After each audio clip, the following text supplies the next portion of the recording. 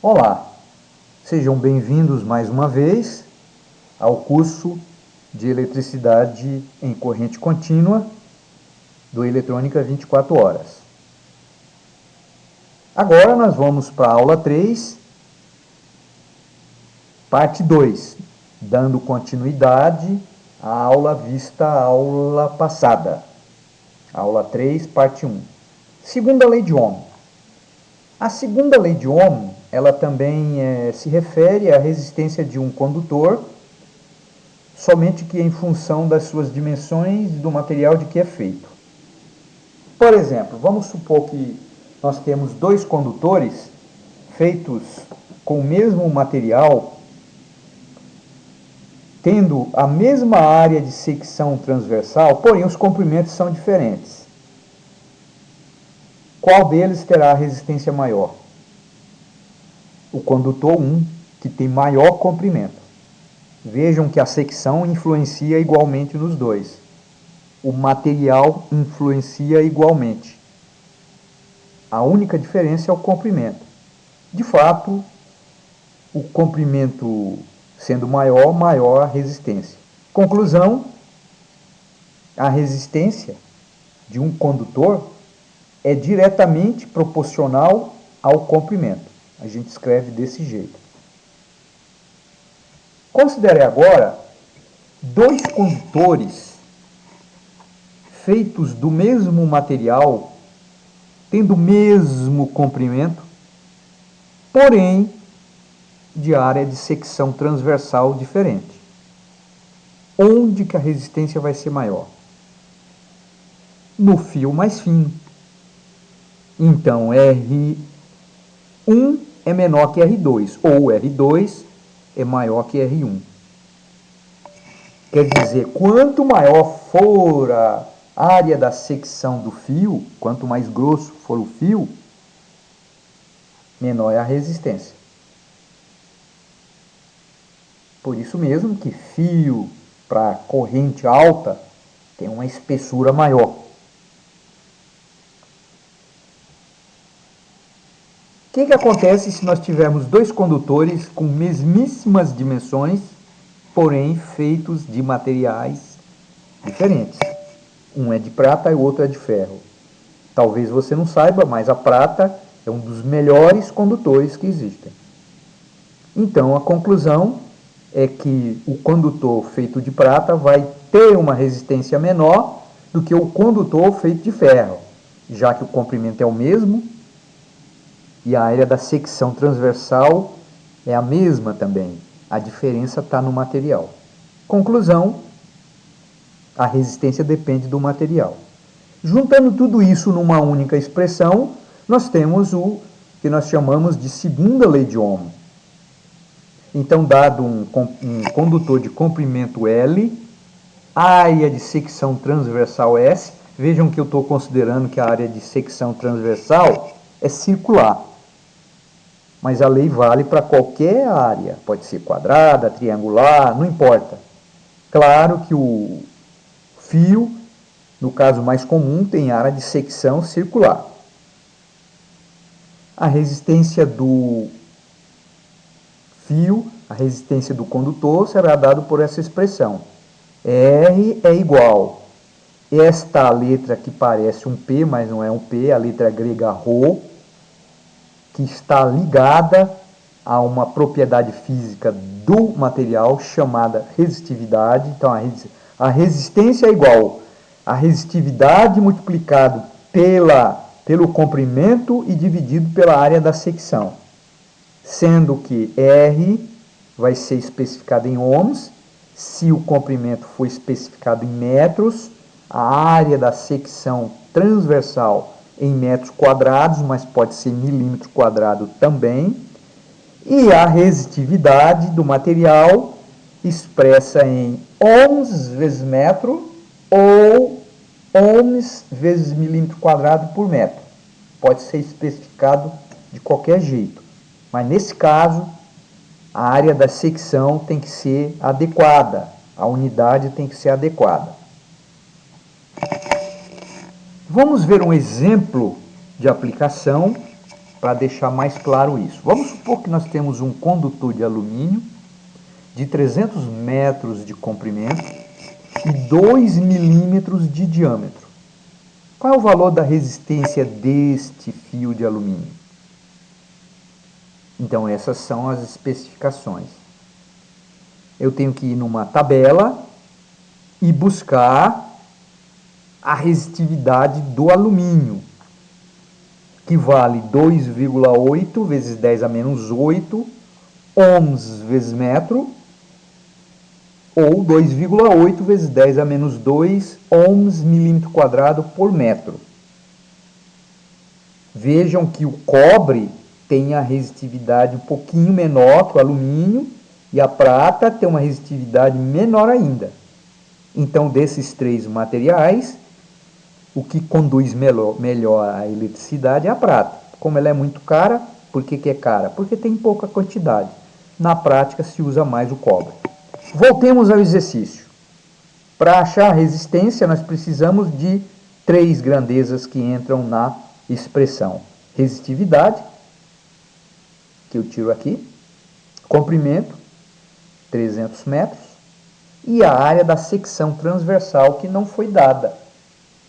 Mas foi dada o quê? O diâmetro, portanto, o raio. E a gente sabe que para uma secção, para uma área circular de raio R, a área é calculada assim, π vezes R ao quadrado, onde o π é 3,14, o raio é 1 milímetro. Portanto, a área em milímetros quadrados é 3,14 milímetros quadrados. Mas a gente sabe que 1 milímetro é a milionésima parte do metro quadrado. Quer dizer, 1 milímetro quadrado é 10 a menos 6 do metro quadrado. Então, em milímetro quadrado, em metro quadrado, a área dessa seção circular. Então, vamos resolver o problema. Primeiro, considerando a resistividade expressa em ohms vezes metro. Vamos lá. Então, R é igual a ρ, 2,8 vezes 10 a menos 8, ohms vezes metro, vezes 300 metros, dividido por 3,14 vezes 10 a menos 6 metros quadrados. O resultado disso tem que ser o quê? Ohms. Então, vamos ver se é isso mesmo. Vamos fazer o que a gente chama de análise dimensional. Metro vezes metro dá o quê? Metro quadrado, que vai cancelar com o metro quadrado que está embaixo. Portanto, sobrou só o quê? Ohms. Logo, o valor é fazer a conta, essa conta aqui, ó. A gente, na primeira aula, mostrou como fazer contas com potência de 10. Então, vejam que esse 10 a menos 8 vai multiplicar com esse 10 a segunda, né? 3 vezes 10 a segunda, vai dar 10 a menos 6, que vai cancelar com esse. Então, o que você vai ter que fazer? Pegar a máquina de calcular e fazer 2,8 vezes 3 dividido por 3,14. Isso deve dar 2,67. O que? Ohms. Sobrou só ohms quando você faz a conta entre as unidades, tá ok? Vamos agora ver o que acontece se eu usar a resistividade expressa em ohms e milímetro quadrado por metro. Ó. Então, quanto que é a resistividade? 2,8 vezes 10 a menos 2 ohms milímetro quadrado por metro, vezes 300 metros, dividido por 3,14 milímetro quadrado. Vamos ver o que resulta se a gente fizer a análise dimensional. Qual seja, metro, cancela com metro. Milímetro quadrado, cancela com milímetro quadrado. Sobrou só o quê? Ohms. É só fazer a conta. E aí é fácil de ver que o 300 aqui é 3 vezes 10 a segunda, que cancela com 10 a menos 2. Novamente, você pega a máquina, faz 2,8 vezes 3, dividido por 3,14, que vai dar o mesmo número lá de cima. Na prática, como a gente costuma ter a área da secção em milímetro quadrado, então na prática a gente costuma trabalhar com a resistividade expressa desta forma. Qual seja, a segunda forma é que é utilizado na prática, mas a primeira não está errada. Continuando. Então aqui uma observação para não misturar a unidade, né? Porque você sabe que você tem aqui uma expressão que tem 4 grandezas físicas: resistência, resistividade, comprimento e área. Você sabe que o R tem que ser dado em ohms.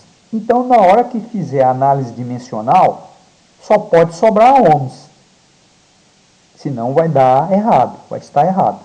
Ok? Daí a observação, não misturar as unidades. Aqui tem novamente no nosso site, tem lá um JavaScript que permite que você calcule uma das grandezas quando você fornece as outras 3. Não esqueça que são 4 grandezas: R, resistitividade, comprimento e área. Então, se eu fornecer a resistitividade, o comprimento e a área da secção, e eu mandar executar, eu vou achar o valor da resistência. Experimente fazer isso, está lá no site, tá? Vamos adiante. Bom, ele levou a gente para lá, então vamos ver isso aí, ó.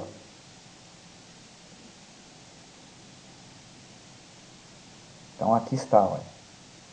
Então, por exemplo, olha, a resistitividade expressa em ohms, milímetro quadrado por metro, que é 2,8 vezes 10 a menos 2, qual seja, é 0,028.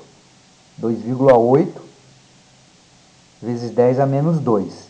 A área da secção em milímetro quadrado, 3,14. O comprimento,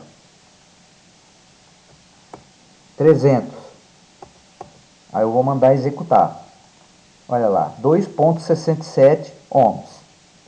Esse tipo de ferramenta, ela é legal, mas você tem que aprender a fazer na mão, quando muito usar a máquina de calcular. Vamos continuar com a nossa aula.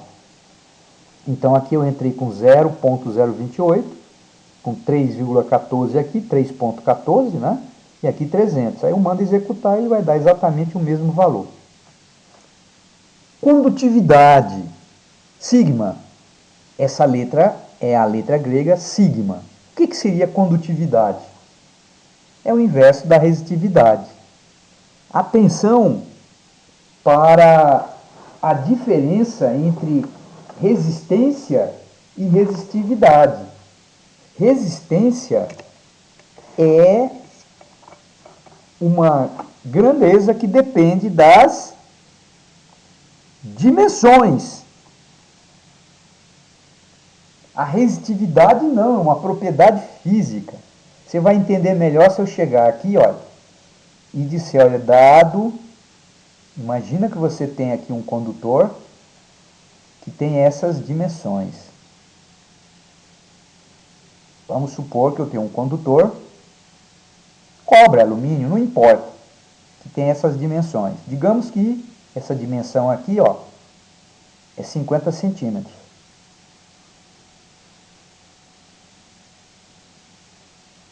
Digamos que essa dimensão aqui, ó,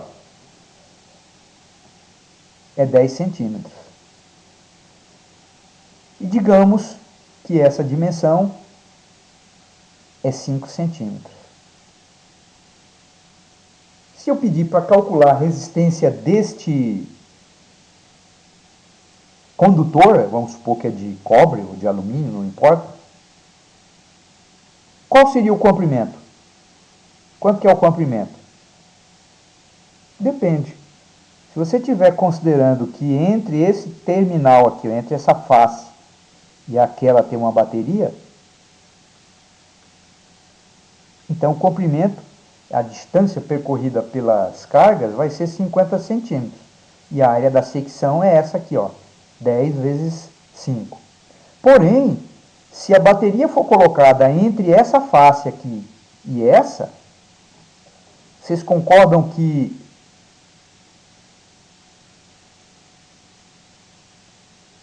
o comprimento agora é 10 centímetros? Mas a resistividade, ela não muda, vai ser sempre a mesma. Compreendido a diferença entre resistividade e resistência? Resistividade, mais uma vez, é uma propriedade física. Não importa se é 1 grama de cobre ou 1 tonelada de cobre, o valor da resistividade é a mesma. Mas a resistência não.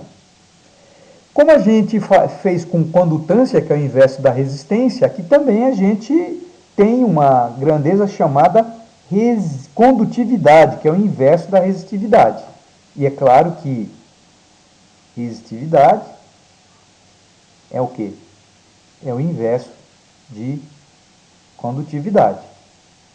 Vejam vocês que agora a divisão dos materiais que tem na superfície da Terra em relação a essa questão, conduzir ou não, não é mais simplesmente dizer condutor e isolante, mas é através de uma escala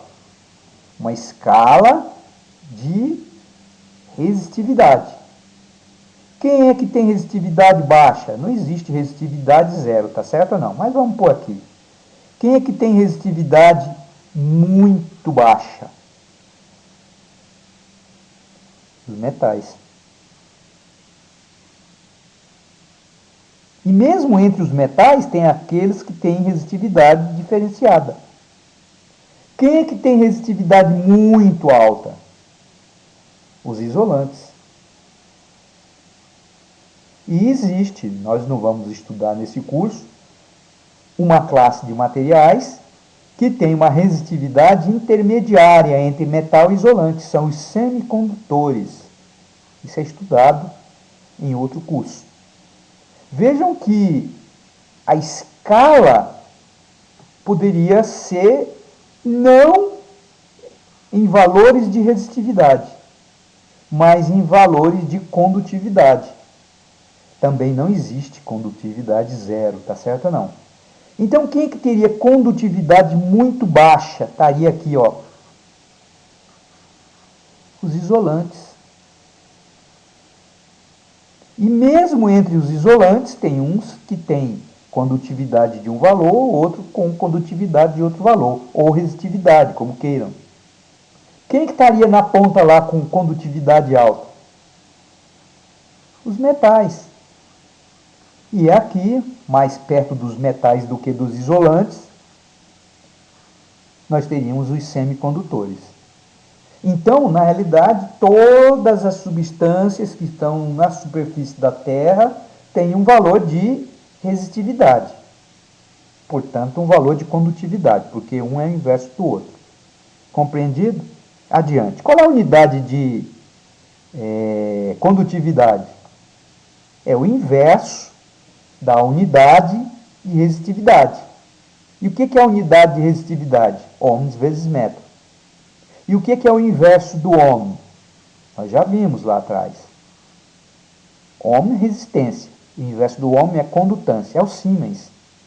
Então, Siemens por metro é a unidade de condutividade. Siemens por metro, Siemens por centímetro, enfim, Siemens por unidade de comprimento. Muitas vezes isso, o pessoal costuma representar assim, ó, quer dizer, 1 dividido por ohms vezes metro. Esse ohms vezes metro vai para cima, portanto fica ohms vezes metro a menos 1. Vocês têm que se acostumar com isso. Olha aqui, a tal da tabela de condutividade. Então, o que nós temos aqui? Ó? Nós temos aqui, ó,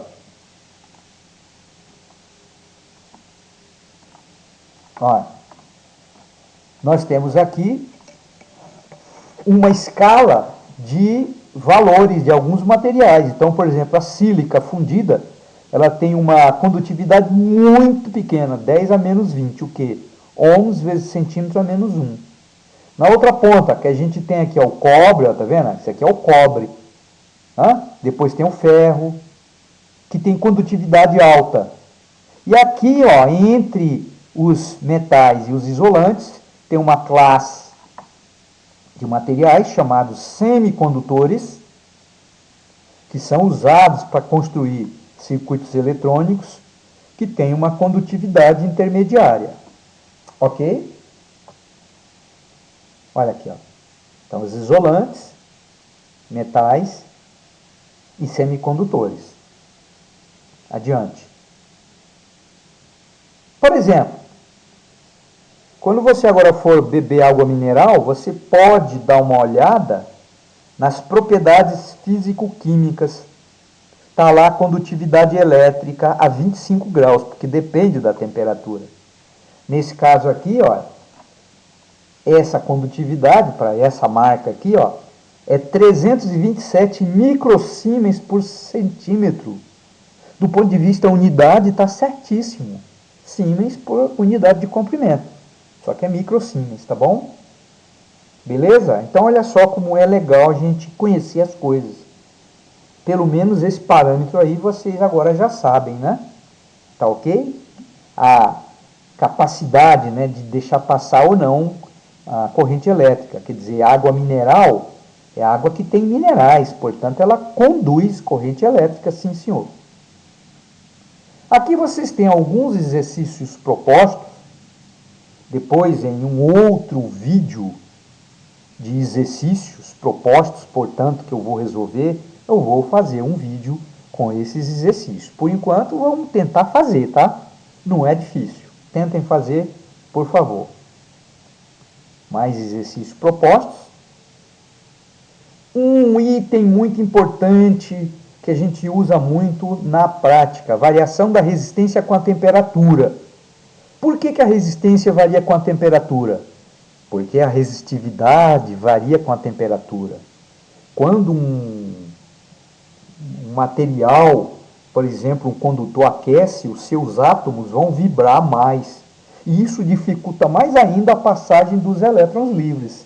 Significa que, quando a temperatura aumenta, a resistividade aumenta, consequentemente a resistência aumenta. Para os metais, vale a lei. RF é igual a RI vezes 1 mais alfa vezes delta teta. O que é tudo isso? RF é a resistência do condutor na temperatura final θF. Quer dizer, imagina que você tem uma lâmpada incandescente, que quase não se usa mais. Quando está fria, a resistência do filamento tem um valor, a 20 graus Celsius, por exemplo. Na hora que você liga a lâmpada, a temperatura do filamento, que é feito de um material muito específico, atinge 2000 graus Celsius. Então você tem aí uma variação de temperatura, né, de 2000 menos 20 graus, de 1980 graus Celsius. RI é a resistência do condutor, né, por exemplo, do filamento, a 20 graus. E RF é a resistência do mesmo filamento quando a temperatura dele atingir 2000 graus Celsius. E alfa, então delta teta é a variação, né, de temperatura, a temperatura final, 2000 graus, menos a temperatura inicial, 20 graus Celsius. Então, nesse caso, o delta teta seria 1980. E esse alfa é o coeficiente de temperatura daquele material. É outro parâmetro físico. Então, a gente já viu a resistividade, a condutividade, né? Agora, o coeficiente de temperatura são exemplos de parâmetros físicos, né? A gente tem materiais, como os metais, onde o alfa é positivo. Significa o quê? Se aumentar a temperatura, a resistência aumenta. É o caso dos metais. É por isso que eu posso construir, né, um termômetro. Existem termômetros construídos com ligas especiais que são usados em medida de temperatura, controle de temperatura. Se o alfa, porém, for negativo, o que significa alfa negativo? Se eu aumentar a temperatura, a resistência diminui. Por exemplo, num semicondutor, e tem um porquê. Quando a temperatura aumenta, a resistência diminui, tá ok? Por exemplo, em automação, uma termorresistência é construída para medir temperatura, para sensoriar temperatura, em geral para medir temperatura de fornos muito altos, né? É o famoso PT100, uma liga de platina, né? Tá ok? Uma liga de platina, PT100. Tá? Esse é o aspecto físico e é usado aonde? É usado em fornos de fusão, petroquímica, produção de bebidas e alimentos, usinas nucleares, enfim. É uma aplicação do conceito de variação da resistência com temperatura. Vamos aqui falar um pouco sobre alguns resistores especiais, começando com o potenciômetro. O que é o potenciômetro? O potenciômetro é um tipo de resistor cuja resistência pode variar. Aqui é o aspecto físico mais comum, tem de diversos tipos, né? Mas o aspecto físico e o princípio de funcionamento é o mesmo. Basicamente, o que a gente tem? A gente tem uma trilha de carvão ou metal entre duas extremidades e tem aqui um cursor que se desloca quando eu giro esse eixo. Aqui está mais claro, olhando isso de cima. Você tem aqui a extremidade A, a extremidade B e o C, que é o cursor. Quer dizer, quando eu giro esse eixo, esse contato aqui, ele se desloca de uma ponta a outra. Portanto, variando a resistência entre A e C e B. A resistência entre A e B é constante. Olha aqui, em detalhe.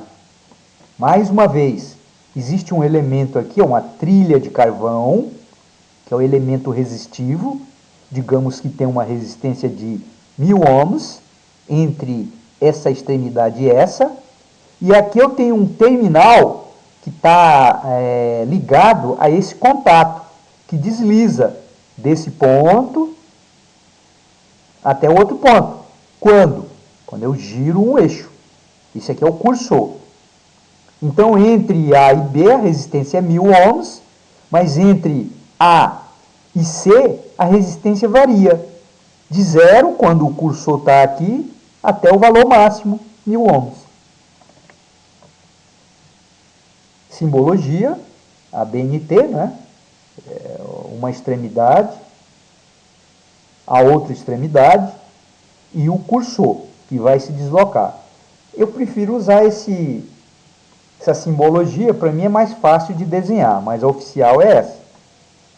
Então, tudo isso, o princípio de funcionamento é bem fácil de entender. Você tem um condutor, que aqui está em linha reta, né? Aqui ele está em formato aí de ferradura, por uma questão de espaço. Então, você tem um condutor AB, que tem um valor de resistência. E tem aqui um contato deslizante, tá? Esse contato aqui pode ir até A ou pode ir até B. Portanto, a distância AC está variando. E a distância CB também. Então, nesse caso, como a gente já viu que a resistência depende do comprimento, então a resistência entre A e C varia. E a resistência CB também varia. De tal forma, presta atenção aqui, ó. Então, RAB é fixa essa resistência. 1000 ohms, por exemplo. Por quê? Porque o comprimento AB é fixo. Porém, a resistência entre o ponto A e o ponto C e o cursor é variável. Por quê? Porque o comprimento entre o ponto A e o ponto C é variável. Mesma coisa entre o ponto C e B. De tal forma que a soma RAC mais RCB é igual a RAB. Se você deixar exatamente aqui no meio, admitindo uma resistência de 1000, entre C e A tem 500 ohms, e entre C e B tem 500 ohms. admitindo que o nosso potenciômetro é do tipo linear, que é o caso mais comum.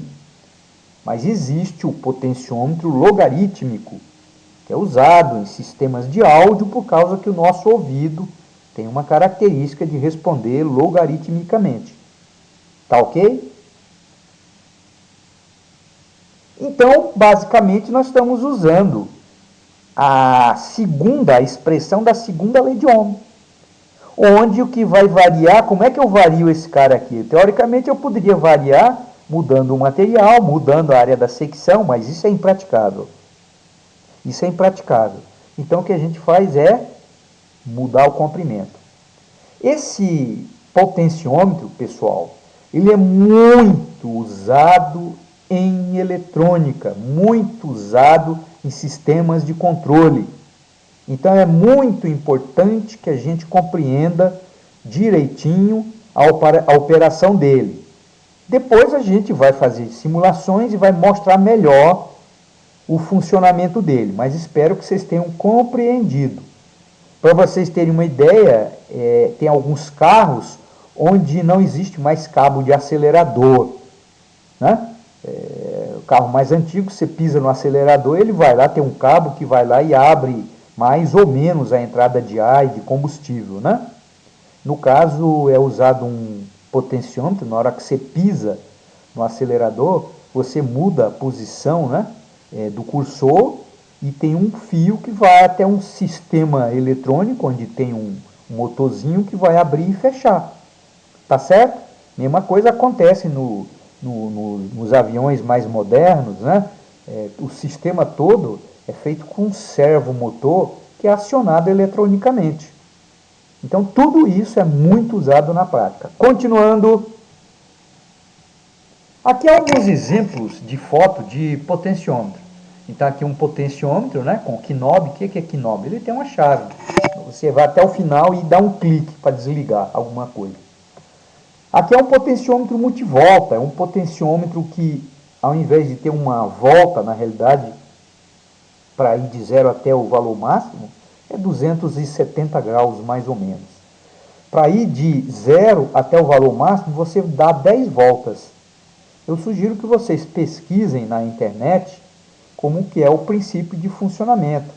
Basicamente, você tem um eixo sem fim, que está acoplado a uma engrenagemzinha, e na hora que você gira aqui esse eixo, você vai devagarinho girando aquele cursor em contato com a trilha. Então, você tem precisão.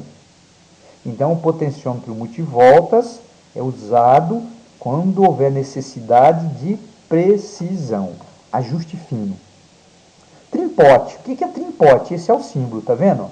É parecido com o potenciômetro, a diferença é que não tem eixo. O princípio de funcionamento é o mesmo.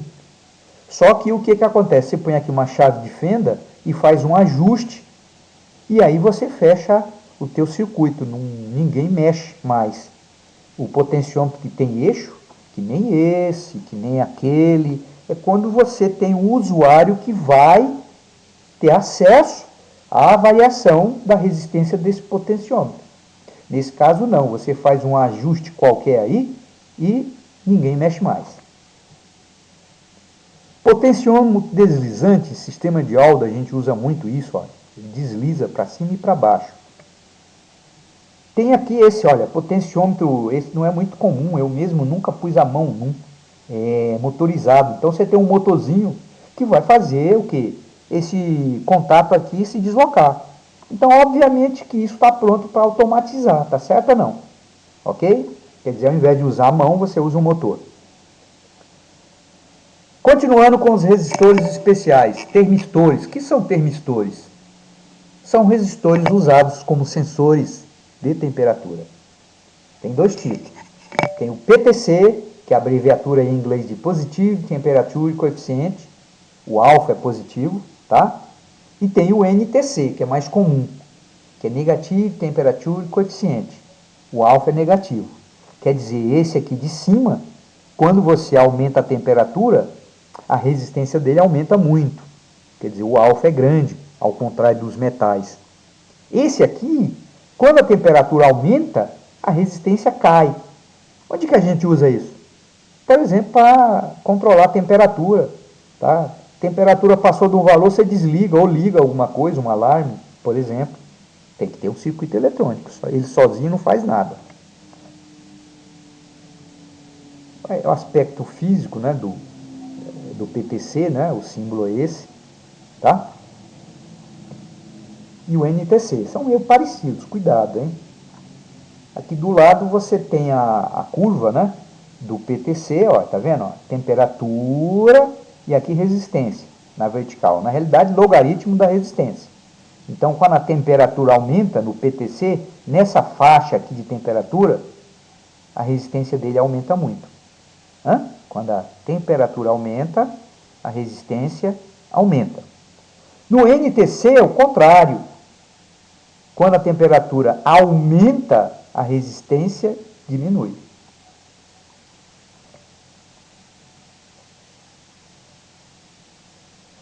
Outro resistor especial, LDR, que é a abreviatura em inglês de Light Dependent Resistor, resistência dependente da luz. Ou seja, é um dispositivo feito com semicondutor e que tem a sua resistência variada quando a intensidade luminosa varia. O aspecto físico dele é esse, tem dois terminais e o elemento sensor de luz está aqui, ó, ok? Portanto, você tem que iluminar desse jeito, ok? A simbologia é essa, tá vendo? Incide luz, radiação luminosa e aí a resistência varia. Aqui do lado vocês têm um gráfico interessante que se chama resposta espectral. O que é isso? Aqui vocês têm as cores que a gente consegue enxergar, que são as cores do arco-íris, né? Ó, que vai do violeta até o vermelho. Abaixo do vermelho, porque associado a cada cor tem um comprimento de onda, porque é uma onda a cor, tá certo? É um tipo de radiação. E, a grosso modo, o que está dizendo esse gráfico? Esse gráfico está dizendo o seguinte: a sensibilidade desse dispositivo chamado LDR é maior próximo do vermelho, ali perto do infravermelho. Infravermelho a gente não enxerga, tá certo? Então, por isso que esse dispositivo ele é muito sensível à luz do sol, tá ok? Que tem muito infravermelho, ok? Continuando. Como é que funciona ele? Isso aqui é um multímetro que está sendo usado como ohmímetro. Olha aqui, ele está apontando para a escala de ohms. E nós temos aqui o nosso LDR bem iluminado. O que acontece? A resistência dele vai ser baixa. Por exemplo, 100 ohms, 200 ohms. Aqui está marcando 100 ohms. O que acontece se eu cortar a luz? Olha a resistência aqui que vai acontecer. Nós estamos usando uma escala de quilo-ohms. Então, esse valor aqui é 250 mil ohms, 250 quilo-ohms. Então, a resistência dele varia muito. Quando ele está no claro, a resistência é muito baixa. Quando você corta a luz, ele está no escuro, a resistência dele aumenta muito, tá bom? É usado aonde?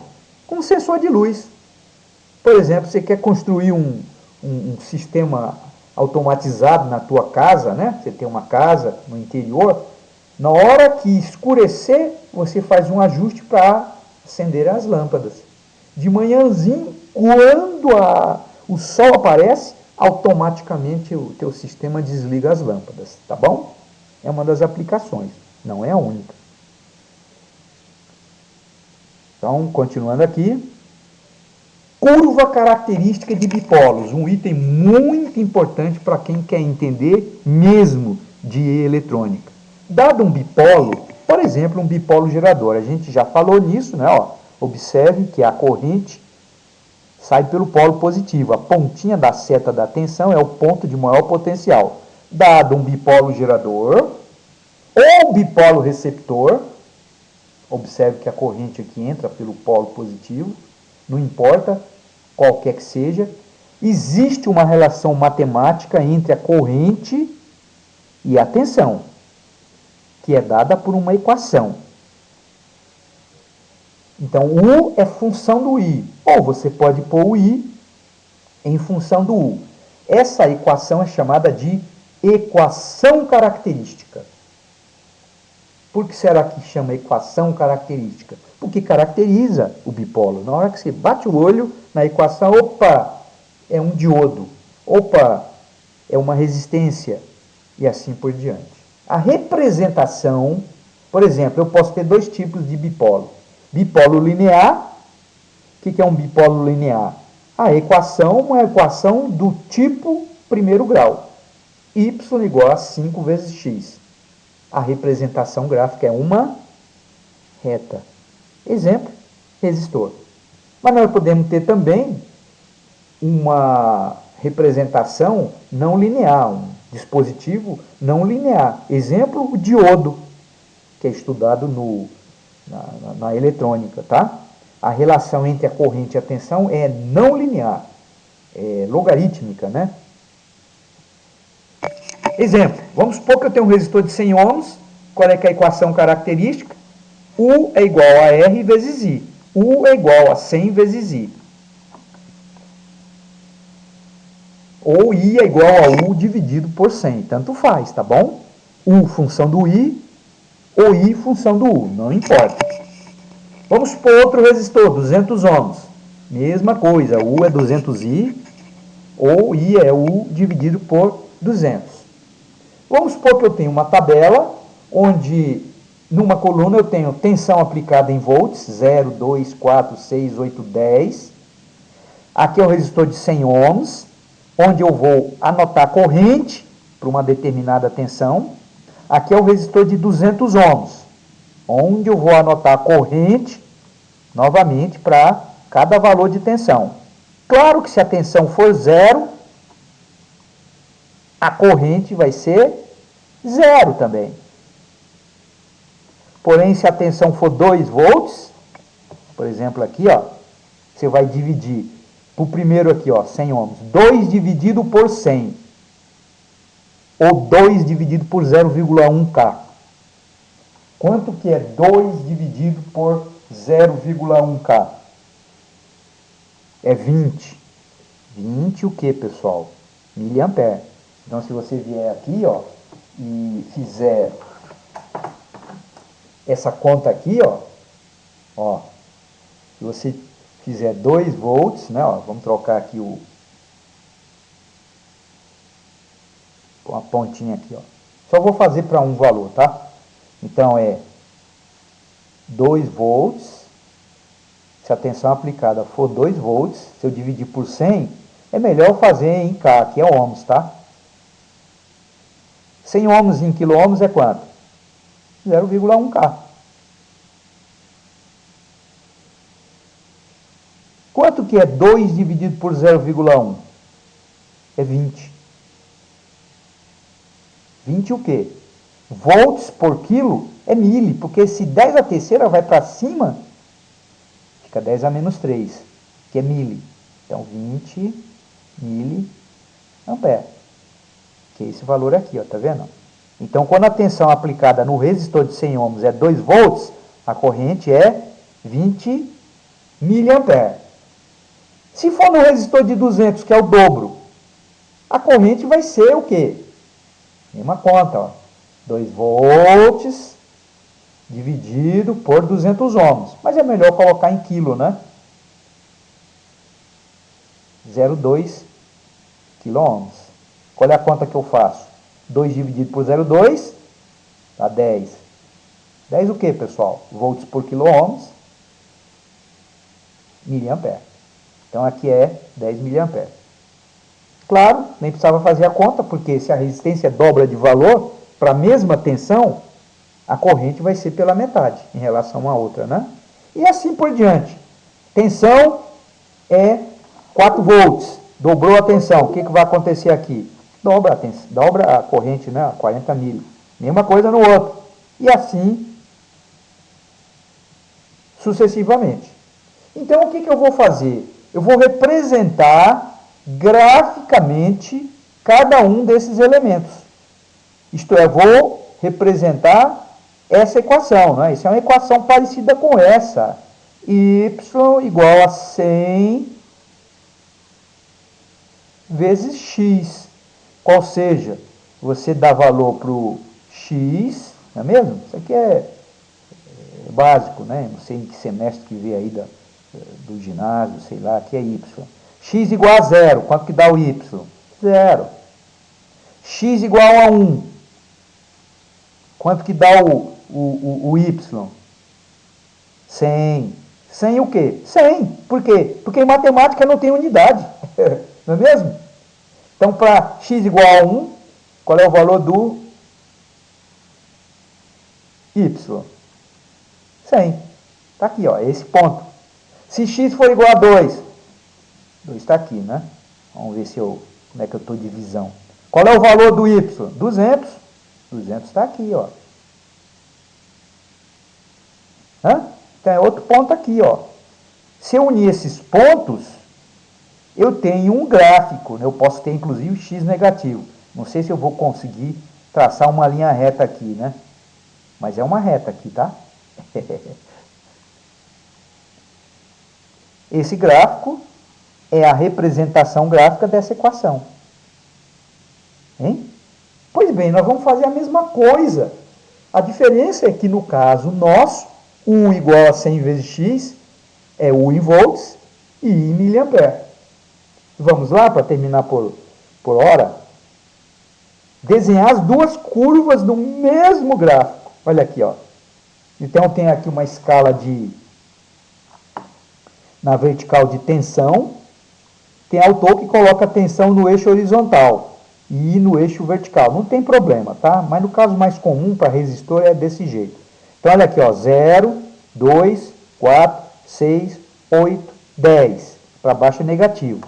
Para a direita, 20, 40, 60, 80, 100 miliampere.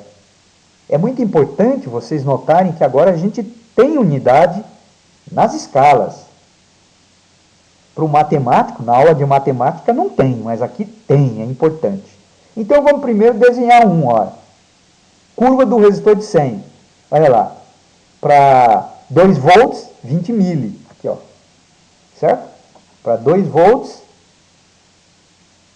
a corrente resultante é 20. O que acontece se eu dobrar a tensão? A corrente dobra.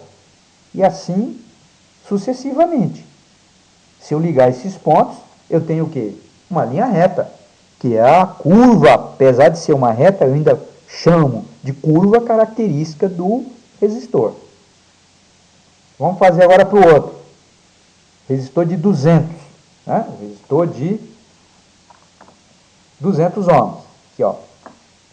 Então, o que acontece se a tensão é 2? Corrente é 10 mili. Vejam que eu não coloquei a marca de 10.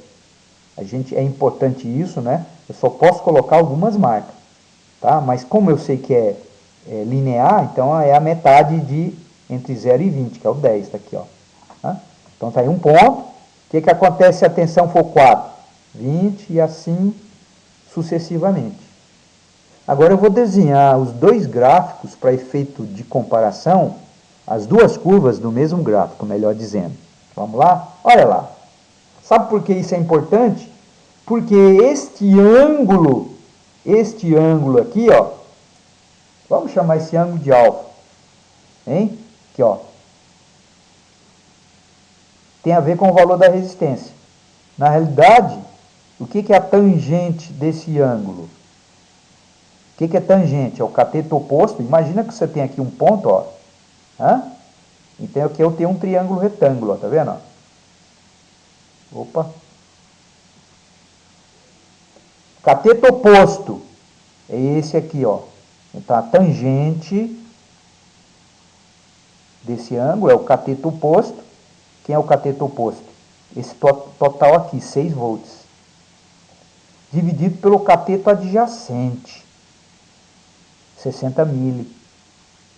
E essa conta dá quanto? 6 por 60, 0,1 o quê? Quilômetros. Tá? Ou 100 ohms. Quer dizer, a resistência é numericamente igual à tangente desse ângulo. E é fácil de ver que quanto maior for o ângulo, maior o valor da resistência. Se ao invés de 200 eu tivesse colocado aqui 400, seria um gráfico aqui, ó, tá vendo? Ou o contrário, se ao invés de 100 eu tivesse colocado 50, seria aqui. Nós temos aí dois limites, teoricamente, né? Se, por exemplo, a resistência for nula, que não existe, né? Zero só tem na cabeça de matemática, né? Vamos mudar aqui a cor aqui, ó. Por exemplo, aqui, ó. Vamos pôr aqui vermelho. Para resistência nula, não vou conseguir traçar uma linha reta, né? Mas faz de conta que isso aqui é uma linha reta, tá bom? Então, esse gráfico aqui, ó, representaria a curva de um resistor de R igual a quanto? Zero. Repito mais uma vez, zero não existe. Você pode não medir. O teu instrumento não consegue medir, mas 0 ohms não existe. Da mesma forma que na outra ponta, resistência infinita, vamos pôr com outra cor, estamos aqui mesmo, né? Cadê? Onde você está? Está aqui, ó. Vamos pôr com outra cor aqui. Por exemplo, que cor que eu não tenho? Azul eu tenho, sei lá. Laranja aqui, ó. O que seria essa curva aqui representaria que resistência? Meu Deus. 90 graus aqui, ó. Teoricamente, resistência infinita. Resistência infinita. Circuito aberto, né? Que não existe. Mesmo um circuito aberto tem uma resistência muito alta, né? Mas tem. Ok? É que na prática, gente, dependendo dos valores, você pode dizer que é aberto. Por exemplo, se eu pedir para você representar na mesma escala a resistência de 100 kΩ, vamos mudar aqui a cor, porque essa cor eu não gostei muito, né? Vamos supor que eu queira que vocês usem a mesma escala para representar uma resistência de 100 mil ohms. Por exemplo, se a tensão aplicada for 10 volts, qual é o valor da corrente? Vai ser 10 volts dividido por 100K. Volts por quilômetro dá mesmo o quê? Miliampere, né? E quanto que é 10 por 100? 0,1. Então, quando a tensão aqui é 10, olha só. Onde está o 0,1? Aqui é 20, ó. Aqui é 20, aqui é 10, aqui é 5. O 1 está aqui, ó. Onde está o 0,1? O 0,1 praticamente está em cima do eixo vertical. Então, se você for considerar uma resistência de 100K nessa escala, a curva estaria aqui, como se fosse infinito. Isso é uma coisa que vocês têm que compreender direitinho. Se eu comparo 100K com 100 ohms, o 100K é, abre aspas, infinito. Mas 100K não é infinito. Se eu comparar 100K com 50K, olha só, um é o dobro do outro. Isso é uma coisa difícil de compreender, porque às vezes não consegue passar na cabeça das pessoas, tá bom? Eu costumo dizer muito para meus alunos, olha, a parte difícil da eletrônica é exatamente essa. Na hora que eu digo que 100K é infinito, 1 mega é infinito, quando comparado com 10 ohms, tá ok? Bem, vamos finalizar aqui, tá lá a tabela, né? Os valores estão aí, tá? Eu coloquei aqui, ó, o ângulo alfa, né? Tangente de alfa é numericamente igual ao valor da resistência. E quanto maior o valor do ângulo, maior a resistência, ou o contrário. Alfa igual a 90, resistência infinita, né? Ok? Vamos ver aqui onde que tem uma borracha. Aqui, ó. Ó, pelo menos aqui, né? Então, se o alfa é 90, a resistência é infinita, tá? Se o alfa é 0, a resistência é nula. Tá?